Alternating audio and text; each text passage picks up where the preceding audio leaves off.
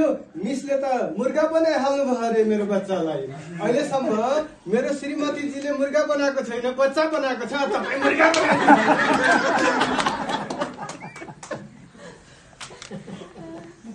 बोलाउनुहोस् त पहिला बाबुलाई। बोलाइहाल्छु कि। मुकेशबाट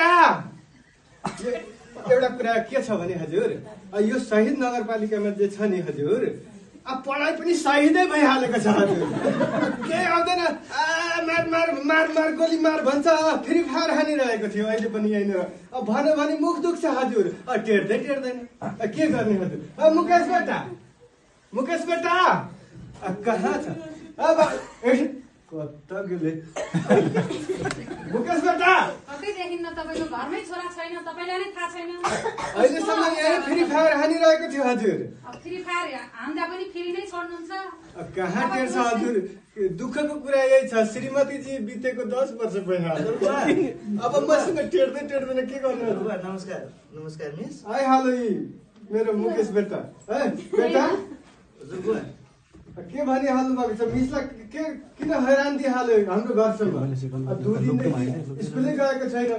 स्कुल त जान्छु भनेर गएको थियो, कहाँबाट फर्केर आइहाल्यो? होइन, जान त जाने विचार थियो, तर स्कुलमा गएपछि मलाई पनिसमेन्ट दिनुहुन्छ। घरि मुर्गा बनाउनुहुन्छ, घरि के गर्नुहुन्छ। बेटा चिसो पानी दिइहाल, म्याडमलाई पानी दिइहाल। पहिले गफै मात्रै गर्छ, संस्कारै छैन।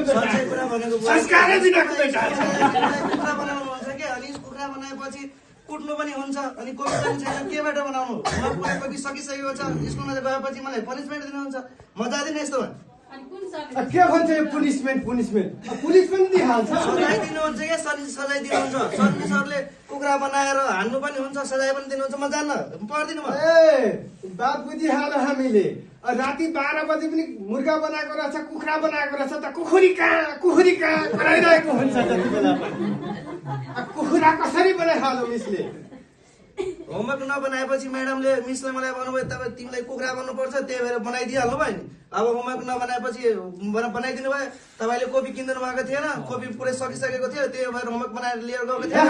अनि त्यही भएर किनेको छैन, 1 दर्जन कपी किनेर सकिहालेको थियो नि त, सबै सकिहालेको थियो। कसलाई दिएर सकिहाल्यो? कहाँ लगिहाल्यो? लेखेर सकिहाल्यो नि म्याडमले, त्यही भएर कपी मात्रै देख्छु, अरू कपी कता लगिहाल्यो? अब थियो नि, कता न कता गइहाल्यो नि। अब कोपी थिएन, त्यही भएर लेटा बेटा छ हाम्रो।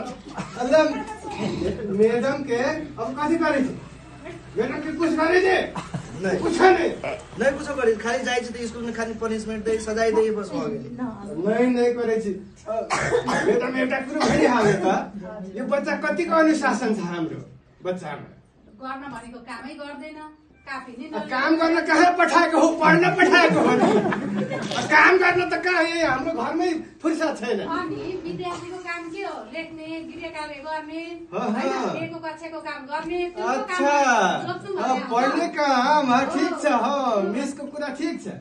काम गर्नु पर्यो नि त। के गरिहाल्नु पर्यो मिस? भनिहाल्नु यो बेटालाई अलि राम्रो, यसलाई चाहिँ ठुलो बेटा बनाउनु छ हामी। अब पढाइ लेखाइ छैन, रेवा छैन। ठुलो त भइहालेछ नि, हातमा मोबाइल दिनुभएको छ, त्यही थिचेर बसेछ। यो बेगर त पढ्दै पढ्दैन हजुर। किताब छ, मोबाइल छ, किताब छ, मोबाइल छैन त भागिहाल्छ हजुर गाउँतिर। यति महँगो मोबाइल दिनुभएको छ हातमा, कापी चाहिँ खै दिनुभएको? कापी छैन भनेर कापी त हजुर 1 दर्जन किनिदिइहालेको छु। अब फेरि कापी दिन कुनै गाह्रो छैन, हाम्रो पसल आफ्नैमा कपी छ। अब लानु पर्यो नि, कापी यही छ हजुर। झिकेर लान सक्दैन त मागेर हामी दिइहाल्थ्यो नि। आफ्नो पसल पनि चलिहालेको छैन। देख्नु, पसल सफा गरिसकेको छैन। ग्राहक आउँदैछ। ए बेटा कपी लिइहाल। यता मिसको अगाडि कपी दिइहाल्छ। मुकेश बेटा कता गइहाल्यो? होमवर्क गर्नुपर्छ भनेर भागिहाल्यो। अब मलाई त टेर्दै टेर्दैन।